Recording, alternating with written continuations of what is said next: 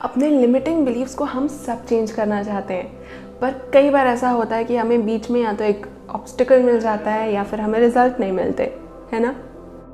Hey there, welcome back to the channel. My name is Jasleen और आज के इस वीडियो में मैं डिस्कस करूंगी कुछ ऐसे स्टेप्स जिनके थ्रू आप अपने लिमिटिंग बिलीव्स को चेंज कर सकते हैं।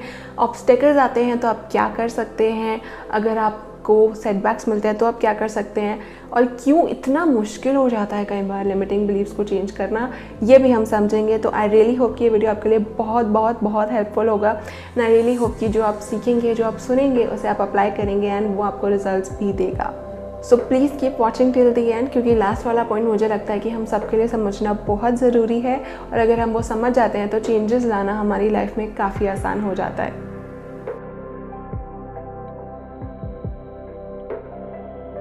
द वेरी फर्स्ट थिंग जो किसी भी चीज़ को चेंज करने के लिए ज़रूरी होती है इज़ उसे समझना कि वो चीज़ आखिर में है क्या। So what is a limiting belief? जहाँ तक मुझे लगता है या मेरी definition of a limiting belief is a limiting belief is a thought that we keep on thinking consistently which is backed by a real life evidence। हमारे limiting beliefs वो thoughts होते हैं जिन्हें हम अक्सर सोचते रहते हैं, कभी अनकॉन्शियसली तो कभी कॉन्शियसली, जो कि हमारी रियल लाइफ के एक्सपीरियंसेस से, रियल लाइफ की एविडेंस के बेसिस पे बने होते हैं। एग्जाम्पल के लिए, अगर हम कोई चीज़ नहीं कर पाते हैं, कई बार वो 2-3 बार रिपीट हो जाती है शुरू में, तो हमारा बिलीव बन जाता है कि मैं जल्दी चीज़ें सीख नहीं सकती।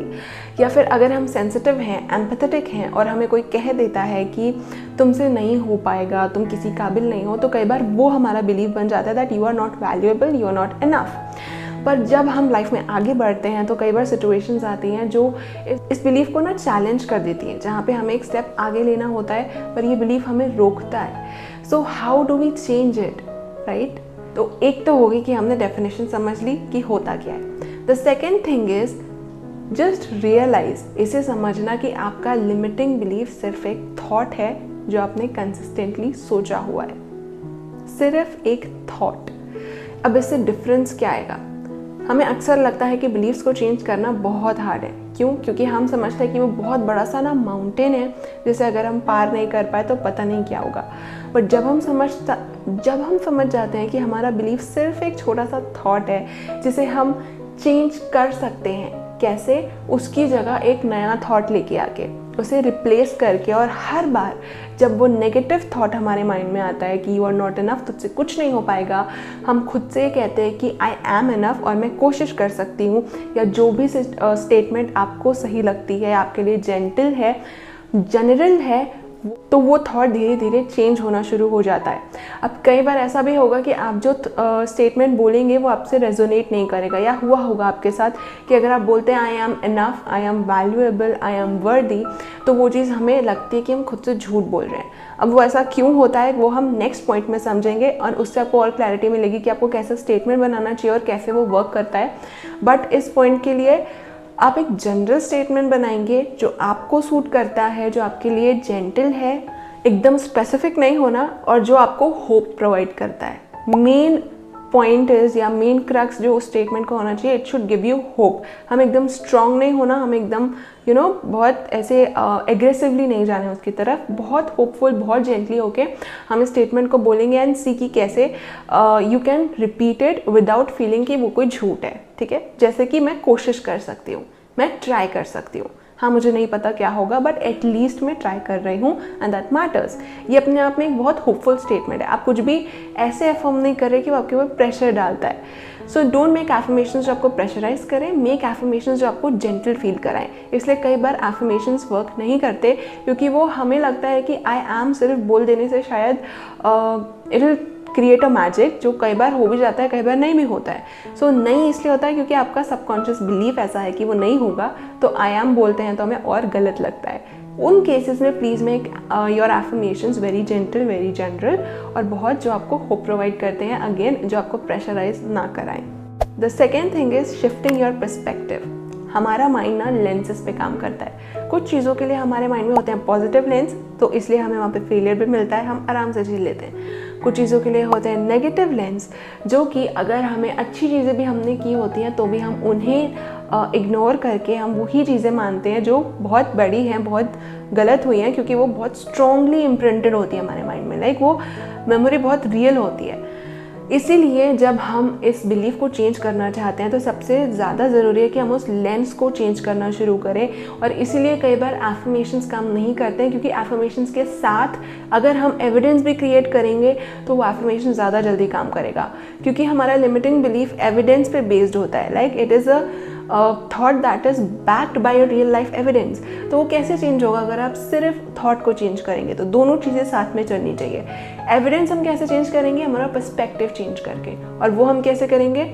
जो भी आपका लिमिटिंग बिलीफ है उसके ऑपोजिट स्टेटमेंट तो आपने बना लिया, ठीक है। Now you have to look for things जो स्टेटमेंट नए स्टेटमेंट से मिलती हैं। जैसे कि अगर आपका स्टेटमेंट है कि मैंने चीज़ें अच्छे से करी हैं अपनी लाइफ में, मैं कोशिश कर सकती हूँ। जितनी बार आप कोई नई चीज़ देखते हैं आपके मन में डर आता है, रिपीट दैट स्टेटमेंट कि मैं कोशिश कर सकती हूँ और टेक नोट कि हाँ आपने कोशिश की। ये कोशिश कर सकती हूँ वाला चीज़ आपके उस बिलीफ को कि मैं कुछ भी नहीं कर सकती वीक करता जाएगा। या फिर कई बार ना हमारे सामने बहुत सारे ऐसे एविडेंसेस होते हैं कि लाइक अगर आपका बिलीफ है कि I am not loved enough, ठीक है, वो हो सकता है किसी एक पर्सन को लेकर ही हो, बट बिकॉज आपका बिलीफ ऐसा है कि यू नो वो एक पर्सन के अराउंड रिवॉल्व करता है। बहुत सारे ऐसे लोग होंगे जो आपसे बहुत प्यार करते हैं, but we ignore them. So start finding out कि कौन से वो लोग हैं जो आपसे बहुत प्यार करते हैं। Start taking note of it. किसी स्ट्रेंजर ने स्माइल किया, किसी बच्चे ने behaved very nicely with you, any such thing जो आपको आज अच्छी लगी, जिसने आपको लव्ड फील कराया, take note of that.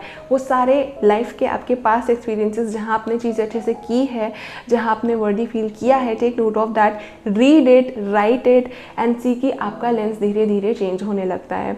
And then in your real life also जो भी चीज़ें हो रही हैं, जैसी भी चीज़ें हो रही हैं जो आपको अच्छा फील कराती हैं, आपके नए स्टेटमेंट से रेजोनेट करती हैं, स्टार्ट राइटिंग देम डाउन, और नहीं तो एटलीस्ट नोटिस देम, ठीक है। कई बार हम इग्नोर कर देते हैं उसे, but start noticing them and the shift will start happening for you. The third point is building self trust. Now जो कि मैंने पिछले पॉइंट में शेयर किया ना कि एक्शंस लेने, तो हमें एक्शंस ऐसे नहीं लेने कि मुझे रिजल्ट यही चाहिए, क्योंकि रिजल्ट वही नहीं मिलता कई बार। सो मेक योर एक्शंस जो भी like how to build your self trust by taking वो एक्शंस जो आपको लगता है कि करने चाहिए, ठीक है।